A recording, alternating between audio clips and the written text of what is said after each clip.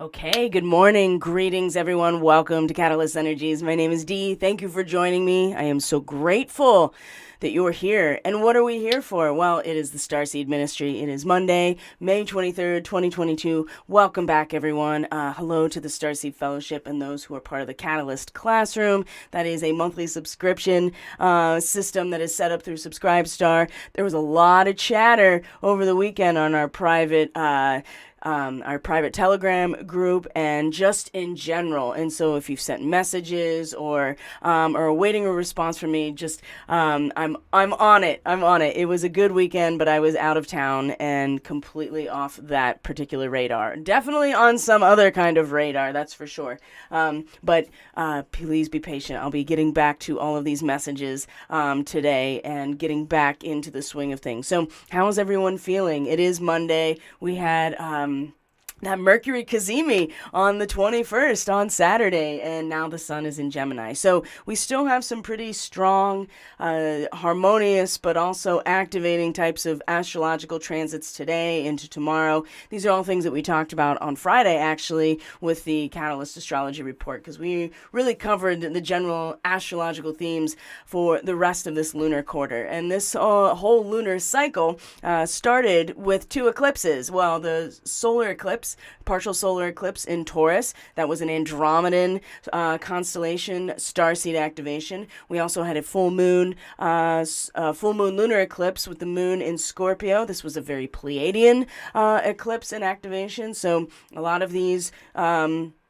starseed activations happening with this eclipse cycle. And in fact, what you're looking at in front of you here is the astronomy picture of the day. And it's kind of this cool image of the Andromeda Galaxy. This is what we're looking at. But what I really enjoy about this that I'm going to attempt to show you here is in the way they have it set up. So when you look at it in this lighting, you're seeing the Andromeda Galaxy being displayed to us as we see it now, right? And then based on the visible light spectrum that is able to be gathered through a number of different means, mostly telescopes, right? So when we move it around, you see this different this brighter orange color that's really standing out. What we're looking at is a projection of the stars that are likely to form in the future using infrared means of or measuring infrared light. So infrared light is just below the red spectrum of visible light that we see. So it's not actually visible to our eye, but it's absolutely electromagnetic radiation. It puts off heat. And I actually was reading about in a little bit this morning, just because it's so fascinating to think about this very real and very present source of energy that is just beyond our ability to see in terms of light, but is still very much there. And actually, when we have the means to measure this type of magnetic radiation, basically to be able to see what we don't normally see through the use of certain instruments or technology, that it opens up a whole new realm of what is. And there's this sense here with all of this Aries energy. We're going to talk about Andromeda and Starseed stuff today. We're going to talk about, this upcoming new moon. Have a reading today that has 3 different tower cards in it as well. So there is something profoundly, so profoundly important about believing in what we can experience as being the basis for what we are going to experience. And so the infrared is just showing the distribution of all the interstellar dust and gas that's in the Andromeda Galaxy that is putting off energy and heat, but is not reflecting a spectrum of light that we can actually see, but this instrument allows for it. So we see what is possible. We see the projection of what can be based on all these factors. And the more dust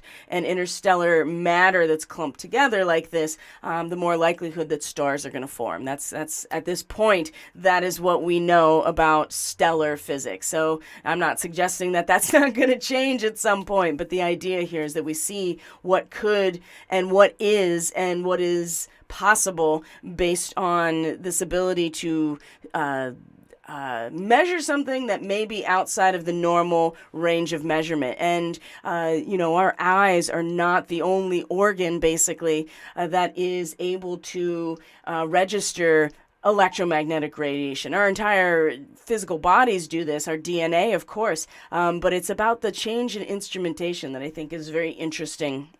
And I feel like that's going to be different for everyone, how they manage that. So if you consider what infrared is, it is a wavelength that's even slower than red light. Red's at the bottom or the very end of the visible light spectrum with the longest wavelength, right? The slower frequency. So the same thing here. It's has a lower frequency, less energetic output, but still radiates heat, absolutely radiates heat. And so this is just, I feel like, something that's going to keep coming back around as we discuss today's reading, as we talk about the astrology, we talk about Andromeda and starseeds, either from Andromeda constellation, or in this case, the Andromeda Galaxy, which is our sister galaxy. We're on course to collide as the Milky Way in about 4 or 5 billion years. Some people have talked about how we may have come from the same galaxy and split at one point. So there is a strong connection. And the star Antares, as far as I understand it, is a stargate to this galaxy. And I talk about that a lot with my Starseed clients in terms of their own origins as well. So I'm going to check in with the stream here and see how people are doing.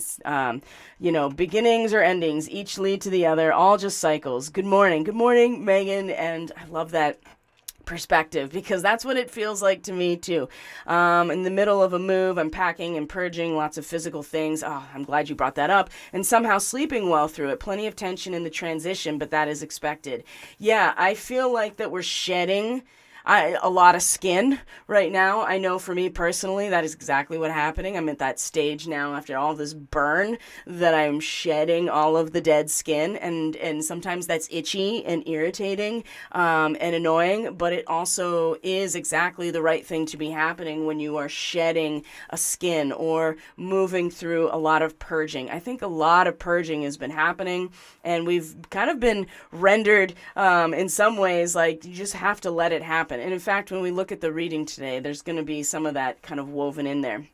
Overall, feeling relatively calm and ready for what's next. I am 100% on that tip right now. I do have a cold, which is odd as it's warm here. No way I can slow down with the pending move.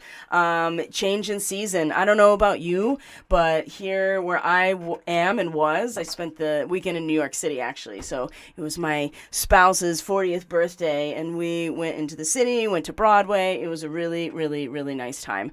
And I had a lot of interesting insights as a result of being in New York City, as this country bumpkin is not often, in and out of the urban area as much as other people may be. But it was definitely some insights that I'm going to share. But one thing is that it was unbearably hot almost this weekend. It went up into the 90s after, barely like coming out of the 70s here on the East Coast. And so there was a lot of purging through that as well, a lot of sweating, a lot of heat released, a lot of that stuff.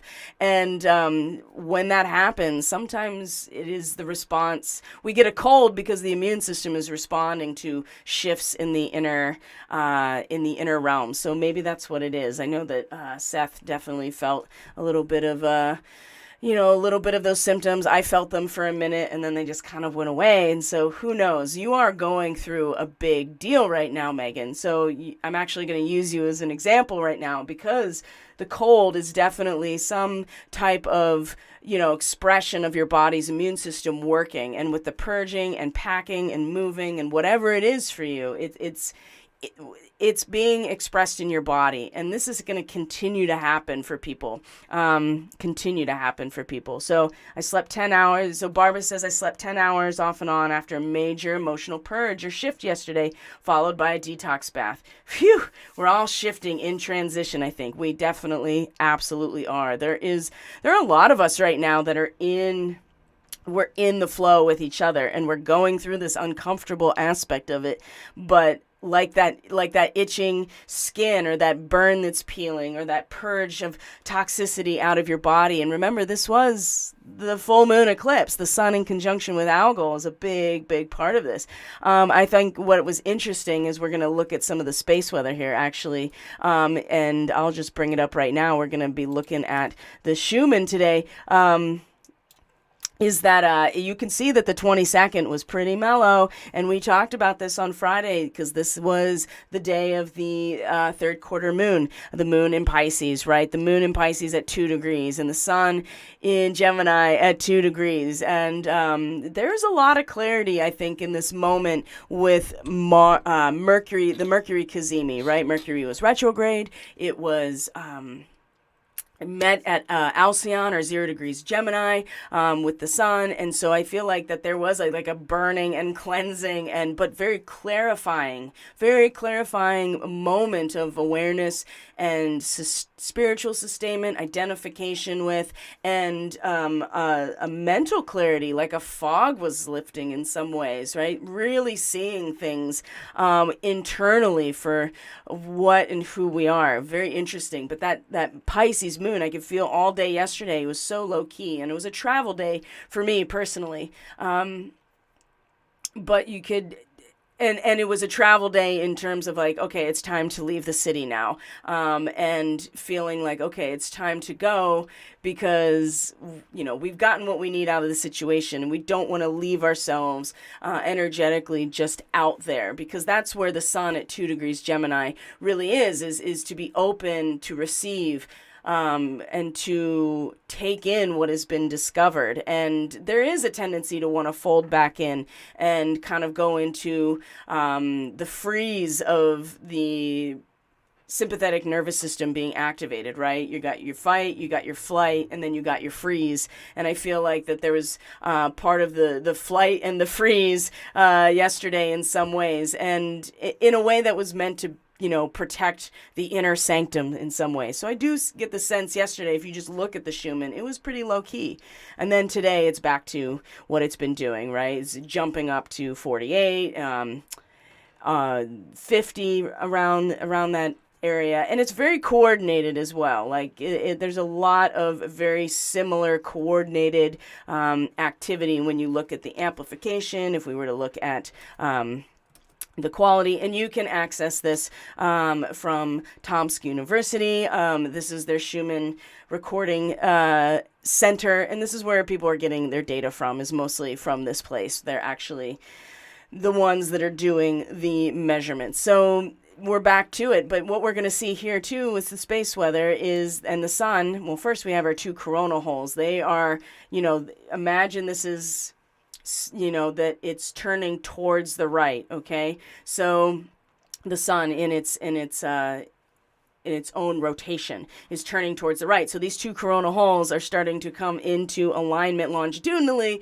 with the Earth, right? And so this is where solar wind comes. So we're going to get, and it's a twofer, right? So these 2 are going to probably meet, and we're going to get a really strong solar wind impact probably coming into the weekend, basically. And it's going to start building probably about Wednesday or Thursday.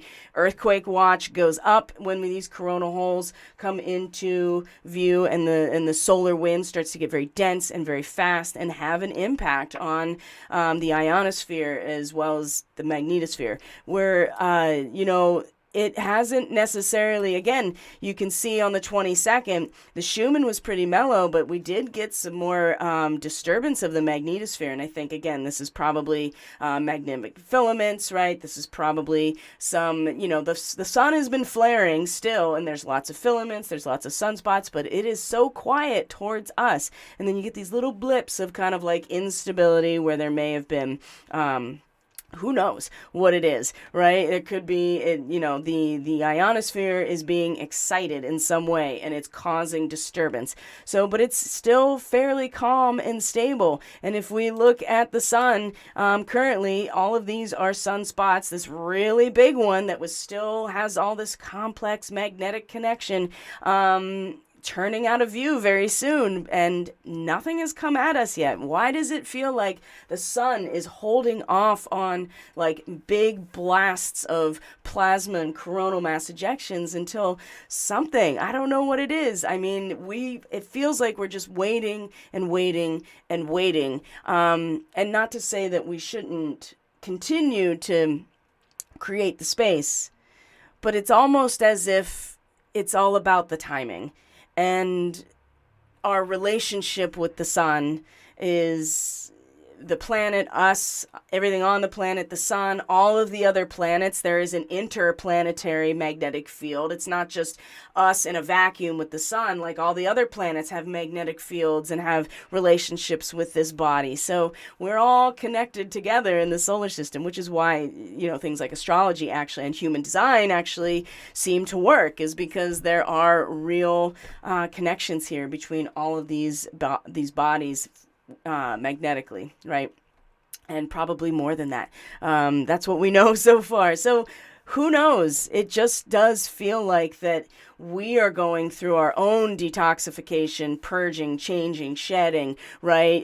Whatever it is. And the sun is just like building and building and building. And the Schumann is just like, it's just this steady rhythm now. It's just boo, boo, on a daily basis. There is a consistent somewhere there is an amplification up to roughly the 40 to 55 range that seems like a heartbeat that's just getting louder and stronger, and the sun is just getting more active and awake as well. So the reading, I think, is going to give a lot of insight on how to manage ourselves moving forward, because it is going to, there's the sense of blending in, being the observer at some level, and also being ready to take action at another level. So again, we're existing at two places at once here, which is going to be exactly, Venus meets the asteroid Eris, the goddess of discord, today at 25 degrees Aries, and is about to activate the Andromeda Galaxy starseed. So let's look at the reading actually, and go from there, because I feel like this, as per usual, it really gives some good intuitive insight and some imagery, right? That's the great thing about tarot and oracle cards and any type of divination. It's not necessarily doing anything other than, unless you are allowing yourself to be influenced, it's allowing for what is already residing within your own subconscious, your own psyche, your own energy body, your own your own Akash to come forward. So it's the imagery that I think a lot of us, and the archetypal reference that really brings out for all of us, a pattern of meaning that we are all feeling. So, and I feel very honored and blessed, honestly, to be able to so easily bring these types of messages and patterns forward. It's just something, that I think we're all inherently capable of doing. It's just some people have different capacities, just like any other skill or trade or talent. So where are we here? Yes, we're going to bring this reading online. So, and then move some things around like this and this. All right, my friends. So there are two tower cards in this reading. First of all, we have the Caught in the Ruins, number 16, and we have the actual Tower card, number 16, right? Both of them are reversed. We have the Lightning Bolt, which, for all intents and purposes, is representing the tower in a lot of ways, the action of the lightning as destroying the tower. And in this case, it's this tree that gets split down the middle, and this is the Eight of Forces. So we have three Tower cards kind of like in this progression here. Now, what actually creates this diamond in its entirety is a swords-oriented energy, the Eight of Swords, and it's also reversed. So this interference, I think, is an inner interference. it can be an interference, mental interference that is actually being projected at us through any number of means. And we can get into all those specifics, and you can come to that conclusion too on your own, what this really represents. But you see that surrounding the heart here, which is the 10 of discs, right? The culmination of wealth and security and well-being, right? The idea of all of the richest potentials coming to fruition, right? And realizing it. Mercury in the third decan, the third portion of Virgo, right? And Mercury does rule Virgo. So it's interesting that Mercury is now moved in its retrograde back into Taurus as of yesterday. So back into another earth sign. Virgo is an earth sign as well. So there's this sense here at the heart that I think we've reached a pinnacle, right? We've reached the end of a very real material cycle, and that it is essentially the cross point between some very, and the readings have shown this over and over and over again lately, right? That on the outside in the material, it is not an easy ride, right? It is full of shock and sudden awe and realization, destruction in a lot of ways. You see the interference as the causal factor here, right? The consistent, compulsive brooding, the restless analyzing, always just taking in more, right? Jupiter in Gemini. This is what the Eight of Swords is. This is, right? This is just an endless expansion of ideas without ever coming to any conclusion. Or the conclusion is that there's never an end, right? So keep in mind what is surrounding our hearts right now, which we do, I think, at a collective level, we've come to like a fullness here. And Mercury in its retrograde, especially at the 30-degree mark of Taurus today, right? It's going back into the Pleiades. Everything that we need, everything that represents material wealth and security and well-being is already here. And I think that clarity really came through with the Cazimi, personally. That was at least my experience. And so I think we are really feeling it. So we'll start here with this interference. And there's, as usual, great guidance that's surrounding all of this. Let's see here. I'm going to pop over. Yes. There we go, guys. So here's interference. It's number 8, right? The Eight of Swords. Now consider here that we have another 8 of Forces, and then we have 2 16s surrounding this as well, right? And 16 is the double of 8. So whoa, there is a lot of the 4 energy and the 8 energy being brought forward and destroyed in a lot of ways, especially with all this tower energy. So 8 of Swords, right? Jupiter in Gemini. So you can see you have the double swords that are in the same position. They're facing down, right? They have the hilt facing up, and they're moving in the same direction, and they are in the foreground. So you have all of these other differently shaped swords with different handles, different hilts, right? Different blades. They're all roughly the same size, but they are so much variety. Keep in mind they are in the background. There's still these 2 swords that represent kind of the Gemini influence that are by far in the front. And so all of these different perspectives attempting to make their way into this very distinct Gemini aspect, which is just kind of put a pin in Gemini right now because it's going to be important, clearly because of the Cazimi, because Sun is in Gemini. Black Moon Lilith is stationing to move direct today. She is in conjunction with Aldebaran. Boy, oh boy, we're going to talk about this at our next Catalyst classroom. I have not scheduled it yet, but it will, because I'm trying to have a consistent day and time for that particular offering. So I will let you know, and there will be promotional material to let you know about what we're talking about, because it's going to talk about the Hyades. We're going to talk about Aldebaran. Ooh, boy. We're going to talk about...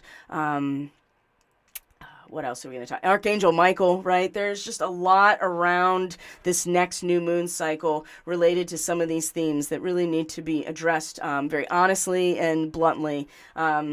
And if you're a Heidi Starseed, if you know that because you've had a reading with me, this would be a great one to either participate in or get the replay. I'm hoping to offer the replay on Brighteon and have a rate attached to it, a price attached to it if you're not part of the Catalyst Classroom subscription tier, right? And that's just offered to you. You're part of the Zoom call, right? And we're all together live. You can ask questions. But if you want to just try it out, not really make the commitment to subscribe monthly just yet, that will be an option. You can get the replay on Brighteon. So, speaking of interference, my gosh, that was just so much like all of this like information. And that's really what this is about. So the best possible scenario here for this card, even when like it's upright, is still you're considering everything, you're analyzing everything, you have a very restless mind, it's expanding.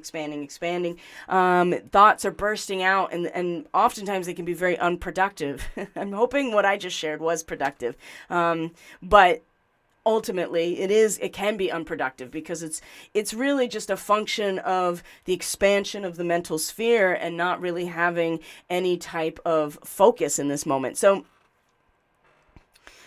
the light, right? The best case scenario is the realization of causality, right? Whatever it is. But when you have the reversal and you're seeing the shadow of this, it's aimless pondering, compulsive brooding, there's confusion. And I think you can probably see, many of us know and have seen that there are a lot of programs put into action and place in order to elicit this from us, right? To keep us caught up in this feedback loop of aimless pondering, compulsive thinking, restlessness, analyzing, right? Never coming to conclusion about anything, because that is truly the only tool they have left, is to keep us separated from each other and from ourselves, and from our material selves to our spiritual nature and our soul. And so now there is, like I said, there's always the possibility of seeing the best case scenario in this, and which is a realization of causality. But what this is suggesting here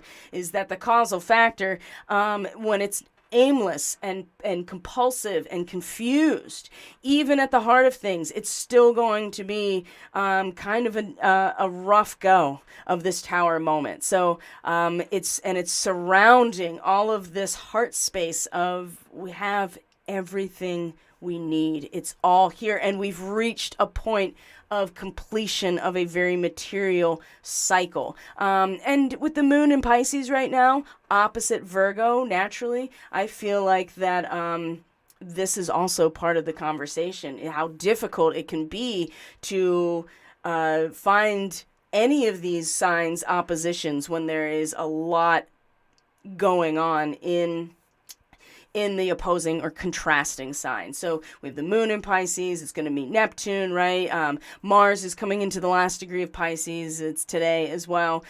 So making a connection to Mercury coming back into Taurus. So we'll get all into that with the astrology. It's just that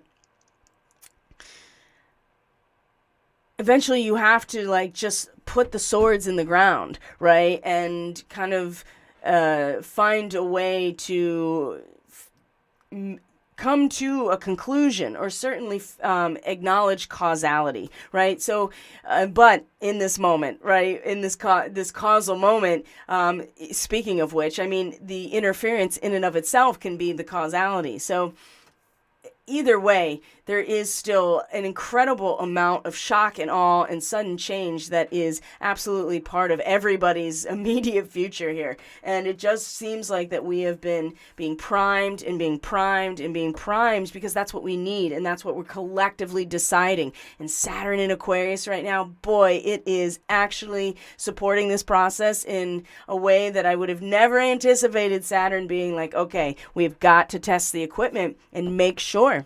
We got to make sure. And if you are distracted by all this other bullshit, right? And I'm not saying it's not important to stay informed, but honestly, if we are allowing ourselves to be pulled into the distraction, then it's going to be very difficult to do the work that we've been needing to do within ourselves, right? And we're not doing it if we are still pulled into the distraction. So even if we feel right here that we have everything we need, it depends on what we have been aimlessly or compulsively pondering or analyzing. So, and Virgo is very much about analysis.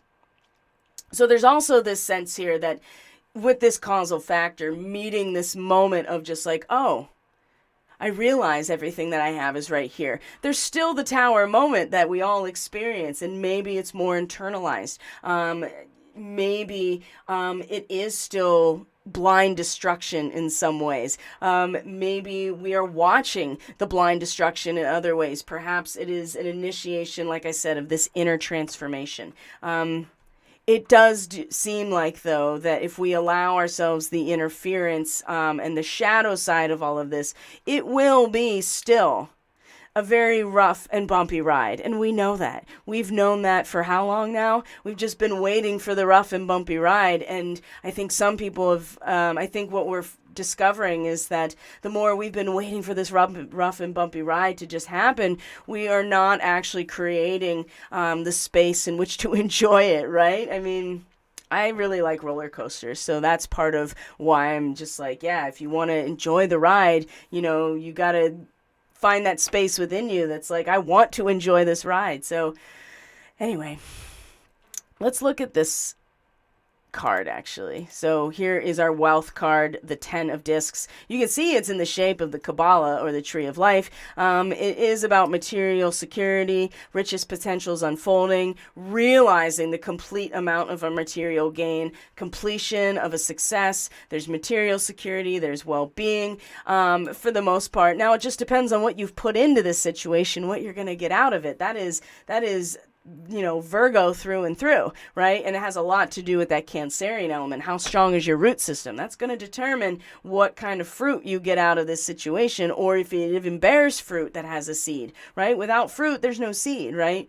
That's a big part of growth in this experience, this material incarnation. So this also does feel like that whatever it is, we've reached maximum saturation and a realization of it. Mercury is the ruler of Virgo. The 10 of discs is the realization and the fulfillment in a lot of ways of what has physically come into manifestation. But if we, you know, again, this is all hot air, interference, right? Jupiter in Gemini. Jupiter is an fire sign, right? In an air sign. It's just hot air. And not in a good way. Now, the caught in the ruins. This is where the energetic root is. The thing is, when it's reversed, it's really very favorable in terms of this particular deck. We are looking at being dumped right out of our own self-imposed prison. So on the surface, it may not seem very favorable at first because we're like, it's usually something that forces us into, forces us out of our own self-imposed prison. And but it's a dark and confining situation. It's coming to an end. We realize it. Maybe it's not fully recognized on the surface yet, considering its position, but this is that we're discovering something about ourselves. We discover we can break free. We discover that really strong lightning bolt of energy that we are paying attention to, that has split us down the middle in some ways, is exactly what is dumping us out of our old system of self-imposed limitation, whatever that means for us. So it's time to move into new growth, and this is where I think we can really find our root system right now. But it's very important to stay the course, and this is going to come up in terms of the guidance with the animals, and to remember this in terms of, it'll seem in some ways like it's counterintuitive, but I'm hoping to be able to explain it in a way that it makes sense about being in two places at once. Again, right? The duality of our experience here as soul beings in a material reality is meant to be alchemized and transmuted. And so we learning to exist in two places at once is part of the learning curve. And so it's very easy to get pulled back into the old system, right? It's very easy to get pulled back into old energies, old neural pathways. And so we have to focus on not going back there.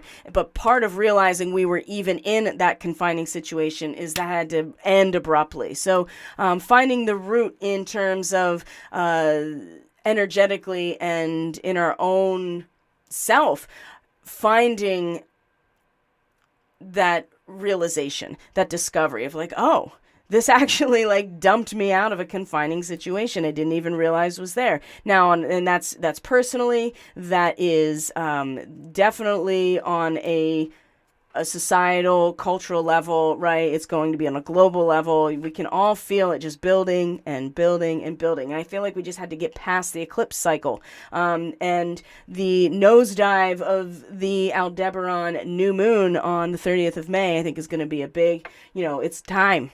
Right? There's no turning back from that one, right? You take the nosedive because you're making the decision, and it's in the decision to commit to something that you actually find yourself. And it doesn't matter if you fail or not, because sometimes you just have to make a decision. And you see, coming back to that interference again, how that very easily can keep us from making a decision, still accepting that there is its contrast, right? That just because you make one doesn't necessarily mean that you give up on the idea that there is duality. It's just you make the decision to transmute. So now the Eight of Forces here at the top, right? The lightning bolt is, again, another tower type of moment, the Eight of Forces. And this is a time of splitting apart. There's loss, there's disappointment, there's death. This is what, the collective or the individual consciousness is paying attention to. We may be feeling wounded or disappointed. There's that moon in Pisces wanting to pull back in, right? Kind of hide from all of these elements that would hurt us or disappoint us.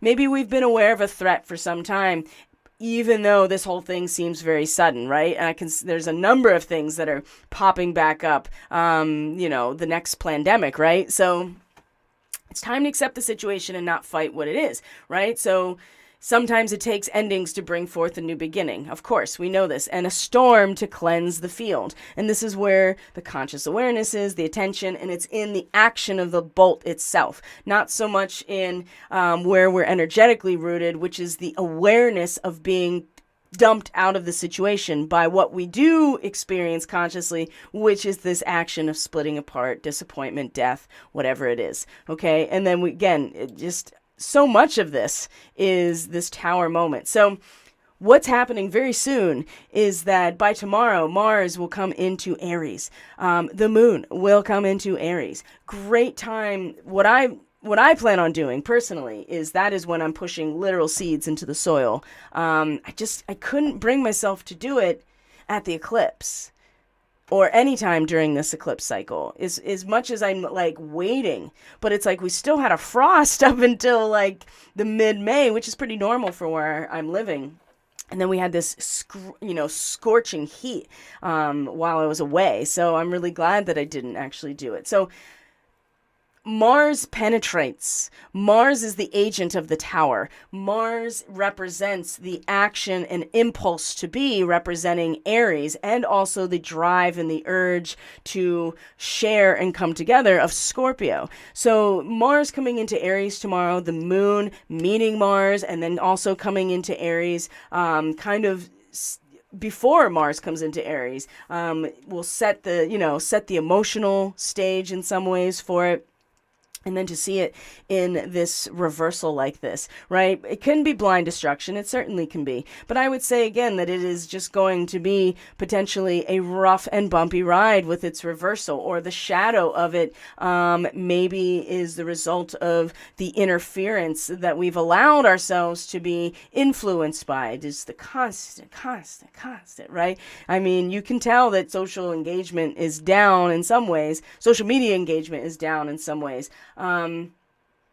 and what's going on with Twitter, right? Like, it's just kind of all up in the air right now. And that's exposing like how much of that is just been interference in some way. So it's still a bumpy ride, right? However you shake this out, it's just too much Tower energy in this reading, not to, and reversal, not to acknowledge the resistance to the breakout moment that this really represents.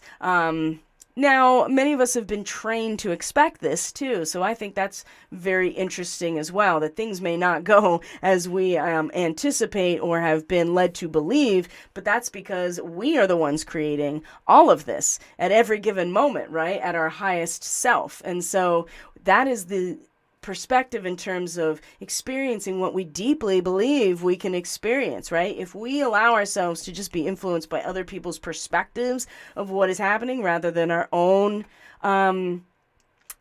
personal, direct, and intuitive experience with what is happening, then yeah, I feel like that this, again, the resistance here is going to be stronger. Now, the guidance around this is exceptional. Number 1.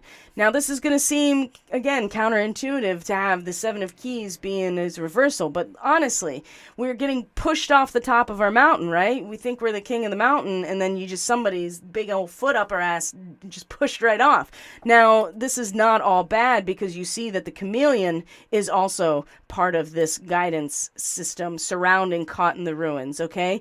Right? We got pushed off our pedestal in some ways, or we are coming down off the mountain. Perhaps we are realizing that our loss of position, our sudden departure, our fall from grace, our efforts that haven't paid off, the outcomes that we seek are harder now. To realize all of these things, to think about a new approach or put your flag in a different place, right?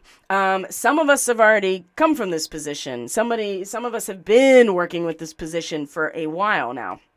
And maybe it's a remembrance, right? Perhaps some of this is the overlay of a multidimensional, a starseed, or a past life experience that is being overlaid onto right now, which that's happening for a lot of us. I feel like it is. And whatever this loss of position, sudden departure, fall from grace, efforts that don't pay off, whatever it is, realize again that it is dumped us out of a self-imposed prison, whatever that prison has been and what we've done.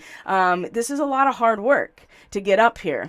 And what goes up must come down when we're talking about gravity. Oh, gosh, that new moon. That new moon. Now, this doesn't necessarily mean this is applicable to every single human being. Perhaps you are witnessing this, and this perspective is just what is going to be enough to allow you to stay connected to moving forward, being your own conscious creator of your reality. This is very Andromedan, right? This is the keynote in some ways of the Andromedan signature. The chameleon seems, again, kind of counterintuitive, because it's just be back and be the observer. But I think that's exactly what we need to be doing. Personally, even if you have the answer, even if you do, it's best to surrender your will to God, to source, to the universe, to what our higher selves have been implementing for a very long time, right? And not try to direct the course of events like this card says, but to, adapt to what is happening. And I see a lot online right now in terms of particular accounts that are truther oriented, or alternative media, when it comes to certain political ideologies, and both sides, by the way. There is, you can feel that there's a push and people attempting to be like, hey, it's time to act, it's time to act, it's time to act. And I'm not saying that it's not time to act. And in fact, it's going to seem weird with the falcon up here, but I'm going to, it's going to shift the perspective just enough to be like, well, what are we acting on and towards? This is suggesting, for me at least, and I'm curious to what you guys think, to go with the flow of the situation rather than trying to direct the course of events. It's about waiting patiently until the right time to act. Okay? When you become the witness, you become the observer at the same time as being, in the show and also watching the show.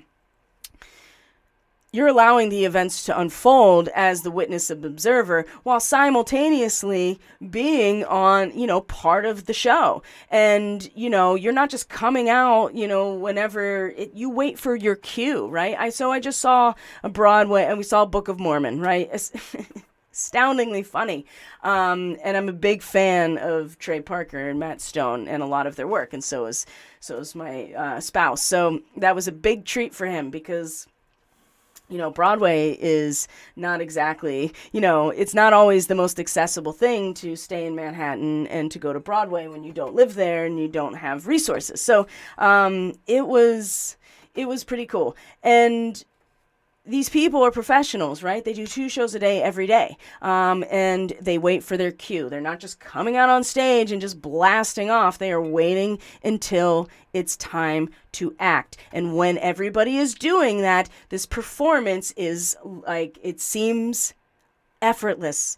It's in a flow because it is. But that's because everybody's coming out and at the right time, when they're supposed to, adding what they're supposed to, when they're supposed to. And there is a director, of course, and there are lots of other elements that are helping this happen. But the people on stage are acting in accordance to when it's time to act. And in the meantime, they're backstage blending in until it's time for them to come out, right? So whatever this is for you, this is really where we're going to gather a lot of our strength, a lot of our sense of stability, and emotional cohesion with ourselves. It is going to anchor us and be our root system. So again, it's tempting to want to be like, no, I'm going to make this happen, right? It's not time. And maybe it's just accepting the experience of the very traumatizing, sudden, purging, whatever event that allows for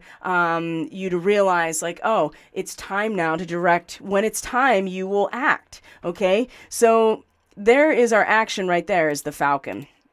So is act on the opportunity that's before you and commit to it without equivocation. I cannot stress enough how much of this new moon in Gemini on the 30th is about this, right? And the nosedive, commitment to something, right? And that actually represents a lot of the Gemini archetype in the tarot, which is the lovers, right? That you commit to something unequivocally. Now, the falcon or the peregrine is a predatory bird. They're actually very, very common everywhere, all over the planet, except probably Antarctica. So it's not like they're a very rare type of bird, but what they are is a predatory bird. And when it's time to swoop in to make the kill, they're going to do it, and they're not going to think about it. They're certainly not going to be interfered with their own mental chatter about these things, but they also are paying attention and fully present in the moment. So when it's time to act, they will. And this, again, this is very important. You have to trust that you know that you will be ready to act when it's time to act. And that is going to be different for everyone. And it's going to be very much based around this 8 of forces, this lightning bolt. And maybe it is like that. Maybe it is like a lightning bolt that hits you and you're like, oh, I get it now, and you act. Now, the Queen of Keys, I think this is where it all pulls together, because not only is Venus coming into Taurus very soon, you have the 7 of Keys that is reversed. You have the 10 of Discs, which is the same as the keys, right? It's the material element at the heart of this reading. And then you have the Queen of Keys, right? The feminine of the feminine in terms of the water and the earth. And she is coming into, Venus is coming into Taurus, and I feel like that is the Empress through and through. When it's time to act, you will be able to, hopefully, the idea here is to encompass or to pay attention to this person, to identify this version of you, right? This is feminine authority. This is Venus in Taurus, and in a lot of ways, this is the Empress, somebody who's confident and happy to celebrate the success of herself and other people. This is about climbing a new ladder of success, right? This is, having this perspective is going to really, sharpen our vision in a lot of ways when it's time to do so, right? And what is lightning other than homeostasis in nature, right? It is the rebalancing of the molecules in the atmosphere, because the charge is so unbalanced that it needs to be released. And that's all it is. And it'll be time to act when it's time to act. And I do get the sense that, yes, there are some things that we have tumbled out of, that we have disappointment, loss, purging, change, whatever it is. And the Queen of Keys really suggesting that the space within us, the confidence, the authority, the strong belief in ourselves is really what can allow us to act when the time is, because otherwise you're doing it out of that interference, right? You're doing it out of some sort of, like, I have to do something, I have to do something, I have to do something, right? And this was actually a conversation, I think, in our private Telegram chat, the Starseed Fellowship. I think someone had brought this up, and we've been talking about in terms of we get pushed into do, and I'm saying this here because Mars is about to come into Aries. That is the do, right? That is do or go, right? And that's what Alex Collier, he says this a lot, we are sitting on the G waiting for the O, right? And Mars coming into Aries like this. It's very, it's really now raising this, the possibility of that happening. But if we are being, literally impacted by social media, if we're being interfered by any number of other ways, or this compulsive need to analyze everything, it's going to be such a bumpy ride. So there's so much around this that I think is just remarkable here in terms of guiding us through this. Now, the Andromedan nature, let's just talk about that for a minute. That's something that I think that we're gonna talk about more at the Starseed Fellowship gathering. We were supposed to have it last week, and you can just tell, we just canceled it because it's like everybody is so deeply enmeshed in their own process that it was just really difficult to have the energy or the bandwidth to actually talk to each other about it. And so now I feel like it's gonna be time to talk about some things. So I personally am going to bring up a lot of these issues. So again, that's a tier, a subscription tier on Subscribestar. You can link to that in the description box below and get all the information you need. It's $3 a month, and you have access to every other week Zoom calls where it's just really informal, and Starseeds coming together in communion, in fellowship, sharing our experiences, being able to learn from each other, problem solve, brainstorm, and just kind of support each other as well. So the Andromeda thing, I'm going to bring up more in that setting, but what I will say here is, like, you can just go back to looking at the Andromeda Galaxy. Oops, that's our sun, which is still very, very important to what is happening. But, ta-da, here we go. Can we see this? Yes, we can see this. The Andromeda Galaxy is at 27 degrees Aries in relation to where we are. So 25, 26, 27, up to 28 degrees Aries. If you have that in your chart, you're from Andromeda Galaxy, okay? So these individuals, these starseeds, are really often on the front lines of, like, the social revolutions, right? Because independence, liberty, the freedom to truly be oneself in any given moment is their MO, right? I should say our, because I have this at my third house cusp, right? So I talk about this a lot because time is just not even an issue for Andromedan starseeds in general, constellation and this galaxy. It is completely different physics engine when it comes to time for these beings. So the starseeds also struggle with making that connection, bridging that gap. And so I often say that I'm on Andromedan time when it comes to my own immediate environment, back and forth travel, communication, how I communicate, when I do so. It really is just like based on moment to moment inspiration of, okay, this is time to do this. So they tend to be the flakes of the zodiac in general, or our starseeds in general, Andromedan starseeds, because time is just like, what's that? Right? So commitments that are made in a moment where it felt right are often broken when they don't feel right. And you have to learn how to be able to establish a sense of real autonomy for yourself in the face of maybe other people who'll be disappointed in you. And so Andromedan starseeds, they are so hard to pin down. They are often disappointing to other people, but when you learn how to manage these aspects of yourself and why they're important to your mission, then it gets a little bit easier. You learn not to make commitments when, around certain things, right? You learn to be much more spontaneous about certain things, especially when it comes to time.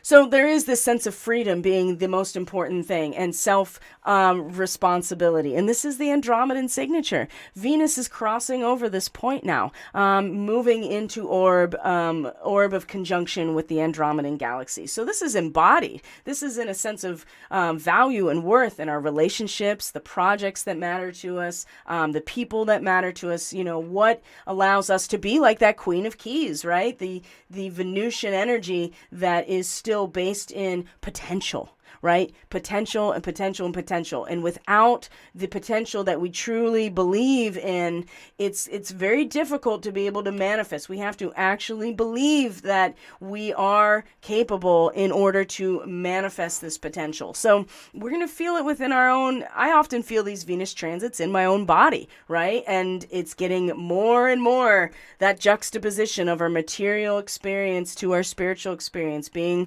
closer and closer. And again, this is part of the convergence, the convergence singularity point of the human Earth timeline right now, in this now moment where we are. Those things will be inseparable. And the fourth density is a lot about moving, is time. So that also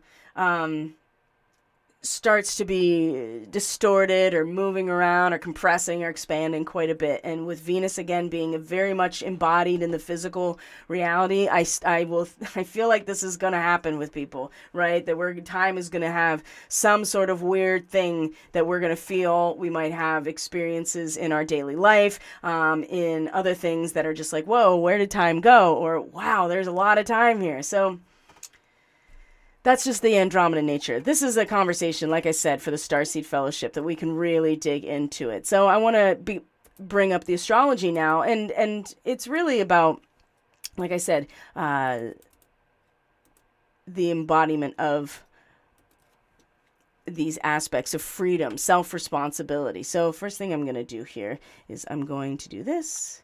I'm going to bring up the chart and make sure that it's actually, where I want it to be and is formatted. So, and then I'm going to check in with the chat and see how you guys are doing. And feel free to leave comments too, if you're catching this on the replay, how things are going for you, what you're experiencing. So here's the 23rd of May. So let's see here. Alex K says, feeling a new energy, like I'm going on a trip. Yes. Oh my gosh. Yes, totally. I am feeling like, and I literally went on a trip this weekend and came back, but that is so much of what I'm feeling too. Thank you for sharing that. And Barb says, finding the root of what was holding me back, and it's tied to the inversion of the world and how it affects us, feels like the beginning of a new trip for me as well. There you go. Time to plant the seeds, right? And that is a new trip, right? You put that seed in the ground, it's an activation, right? When the sperm meets the egg, it's an activation, right? It is the spark of life, starting the process. Doesn't mean that anything is definitive still at this point. Remember, 0 degrees of Aries, that's where Mars is going to be tomorrow. That is where the moon is going to cross over right after Mars and the moon meet at the very last degree of... Oh, I'm getting so chills right now. The moon and Mars meeting at the very last degree of Pisces, and then the moon coming into Aries, and then right after that, the Mars shifts into Aries as well. This is planting the seed, but there's always the potential as we rise out of the formlessness for us to kind of sink back in. Again, there's where the interference seems to come up and possibly be wreaking havoc on what we are attempting to, implant or to start, whatever this new trip is. So I love that. I love that. And that's the thing about the Andromedans. Again, they live it's my understanding, and this is what Alex Collier has been talking about, is, and I've really struggled to kind of I got it, but I didn't understand the means in which they did it, which is everything's a holographic projection. Everything. Their entire reality is a holographic projection. And there's nothing, that's not a negative thing. It's just where they live in a state of potential all the time as fifth density humans. So it's always, everything is a holographic projection that immediately disintegrates as you move on from it, right? And so it's interesting because the North Node is moving in Taurus backwards. It's going to come into Aries in the next year, basically. And I think that's really interesting. I think that we're going to have a lot more connection to this capacity and the Andromedan connection. Just like right now we're having the Pleiadian connection, which is so related to the Atlantis story right now. So, here we are. Let's start here. I got really excited about this new trip thing because it really does feel like this. And that's the great way to consider it energetically and to look at the symbolism of Mars and the moon coming into Aries. Now it can be like, I don't want to go on this thrill ride, right? You're kind of getting forced into it, or, you may have been nervous going into it as well, because you're just like, I could really get hurt, But if you think about it as like a ride, like I'm going on, some sort of craft, right? I'm going on a roller coaster that is really scary. Or you could, any number of things that you're committed to. We're about to take the nosedive. So it's probably best that we are willingly committing to this process, even without full awareness of how it's all going to unfold. It's more about accepting and surrendering to the tower moment with Mars involved in order to at least get somewhere, right? So here is our moon in Pisces, and it's going to be in Pisces for the duration of the day until, let's see here. Yeah, it's going to be in Pisces all day. So there's some big transits that are happening today. Some of them are phenomenal, right? The sun is going to be in a sextile to Jupiter at 2 to 3 degrees of Gemini and Aries today. This is arguably one of like the top 3 in astrology, a sun sextile Jupiter. There's just so much potential here to identify with and find oneself, and to really expand on anything that has to do with our expression, our creativity, our spiritual sustainment, right? Understanding of who we are, putting some things into motion. This is incredible. And you have Gemini and Aries. So it's very much about the individual spark of life and our own consciousness and identifying with that. It's really, really a very favorable, very potent transit to have today. So this is happening. This has already happened, actually, in terms of its exact conjunction. Actually, if we move forward here a couple hours, so this morning, right? This looks like, yeah, pretty much at 7:50, 7:45 a.m. Eastern Standard Time, when it was in exact sextile. And the other thing that is happening today in terms of sextile, right? There's a lot of potential here today. There's a lot of activating potential here today with these sextiles. Is Mercury in its retrograde has come back into Taurus. It's at 30 degrees of Taurus, right? This is the peacock strutting around. This is Pleiadian. Just crossed Alcyon and will do so again later in June. This sextile is with Mars at the last degrees of Pisces. And so they're kind of crossing each other because Mercury's in its retrograde. And let's see here. Mars is at this 28 to 29 degrees, but is going to move into the 29 to 30 degree mark, I think, when they come into their exact sextile, I believe. So if we were to keep moving forward, let's see here. 28:57. Yes. Let's do this, actually. 29:39. Yes. Yep. I see here. Yes. They're going to be. I was like, that's what I wrote down this morning. It could be wrong. That happens all the time. Mercury is in retrograde. Okay. Not everything is as clear. I don't know. That Cazimi, though, it made everything crystal clear, at least to me. I live in a very red part of Pennsylvania. Most of Pennsylvania is a very conservative red place, and it's really Philadelphia and Pittsburgh that make it have made the distribution politically more on the Democrat side. And I'm not advocating for either or whatever.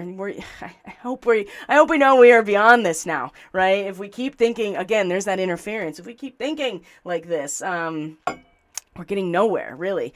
But I did, but I do live in a very conservative district and a county, and have a lot of strong, America First Patriot people in this county. And in fact, Lycoming County is definitely wanting to address and investigate the recent primaries, because it's a mess, right? I think they're supposed to announce it today, actually. So I'm keeping an eye on that. Anyway.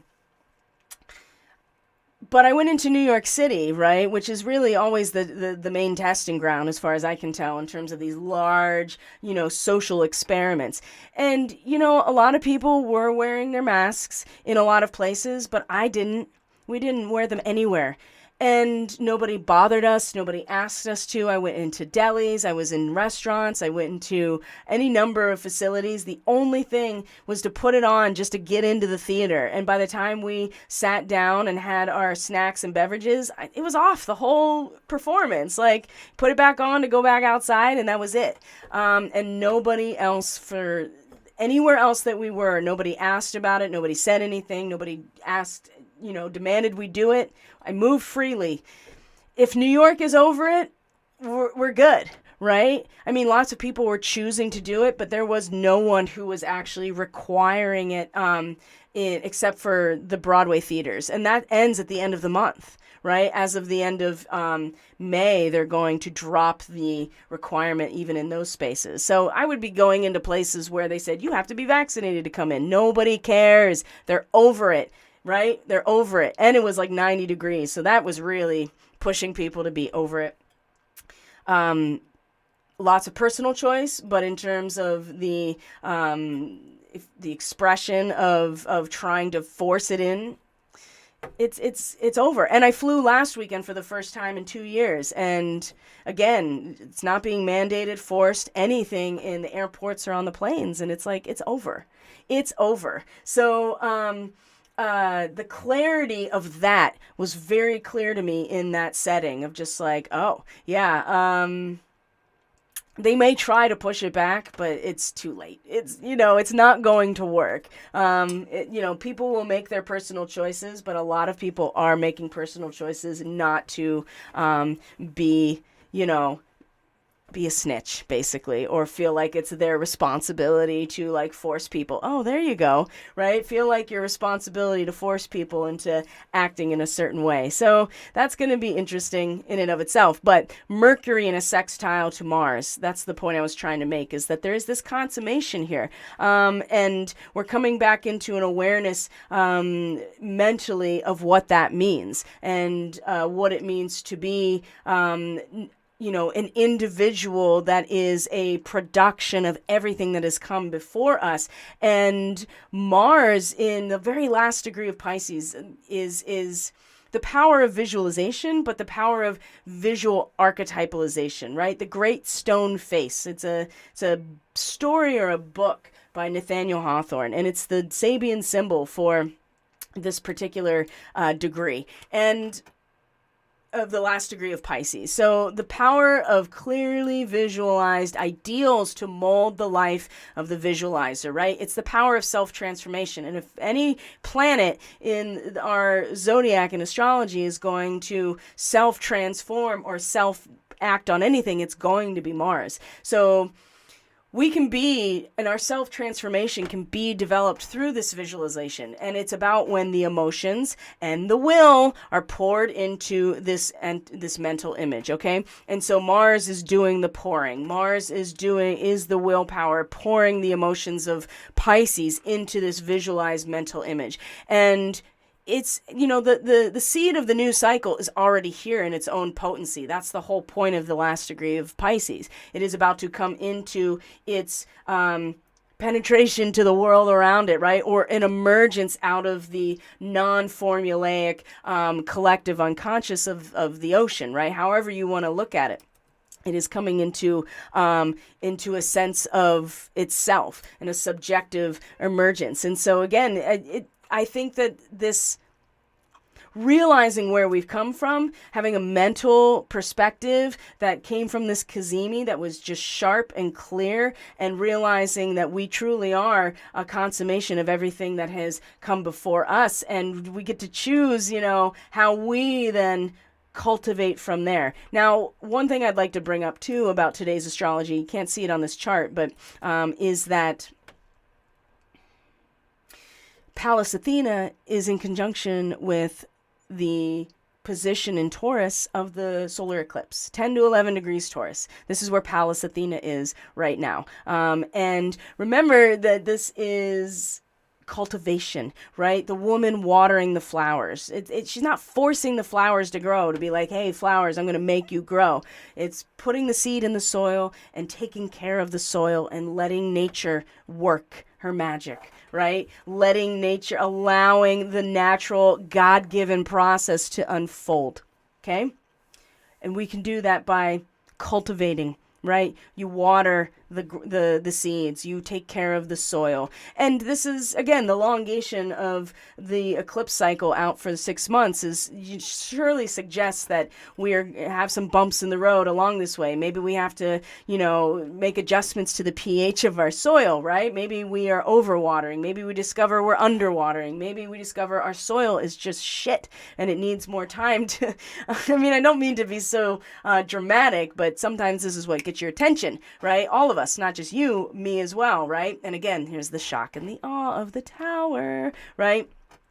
But if we've been working on our soil for the last couple of years, if we're like, all this Uranus and the North Node in Taurus, right? We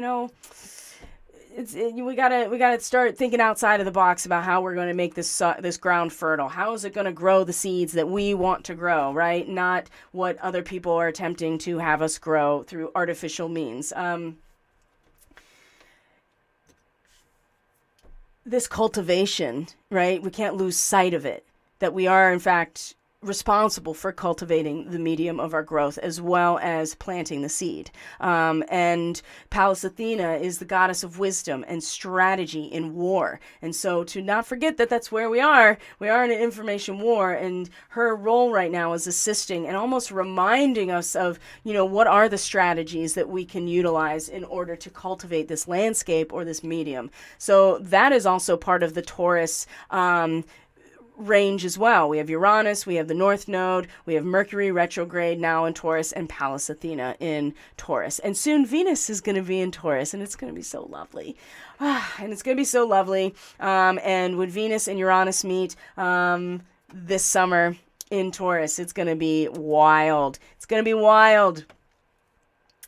What else is happening today? So we got those big transits, Sun, sextile Jupiter. Venus is in conjunction with Eris. So we also know that Eris, the asteroid Eris, the dwarf planet of Eris, further out than Pluto, right? It has like a 500 plus year orbit around our sun. 25 degrees Aries. This is coming into conjunction with the Andromeda Galaxy. It's within orb, right? It's within 2-degree orb. If you had 25 degrees Aries in your chart, I would call you an Andromedan starseed, especially from Andromeda Galaxy. So Venus coming into conjunction not only with this position, but Eris is now in alignment with this. So it goes Earth and Venus, Eris, Andromeda Galaxy, if you were to look at it, as a straight on point of view, as the crow flies, so to speak. These two coming into conjunction, right? Remember what happened when Eris threw the golden apple into the party she wasn't invited to and said, "To the fairest"? Well, they all started fighting each other and pulling hair and being really mean because they're like, "I'm the fairest." No, I'm the fairest, right? And Venus definitely was part of that. And in Aries, she is definitely going to get what she wants and take no prisoners, right? I'm the fairest, and I'm going to do what I can to get that apple. And I don't care what you think. So it can seem very dramatic, but it also is suggesting the possibility of new potential, right? Existing in two places at once, as difficult as this has been and chaotic as this has been for all of us over the past year plus, with Eris in this particular degree of Aries, we can truly experience what we deeply believe we can experience. And it will be through, some sort of chaotic experience, of course, with Eris. But if we realize the revelation of new potentials that comes from some sort of chaotic element busting things up, just like the homeostasis that is a lightning bolt, right? It is the discharge of energy that allows for balance to come back, just like chaos or entropy can be experienced this way as well. So we can operate successfully at these two levels of consciousness if we have previously met conditions of keeping our minds open, to have a translucent quality to our own self and our spirit, and to trust nature to influence us when it's necessary, right? In order to grow along the lines that we are meant to grow. We don't need to be told how to do it. It is embedded in our very not just our genetics, but the field of consciousness that surrounds us, that surrounds all humanity, the planet, the solar system, and beyond. It's all there, and it's all accessible. And who's a great resource for that type of information is Edgar Cayce, because he, in his channelings, pretty much laid it out that is exactly what it is. It is the woo, as Cliff High likes to call it. It's all the same thing. And with the moon in Pisces, that is a great time to connect into the woo. So know that by the end of today, the moon is going to meet.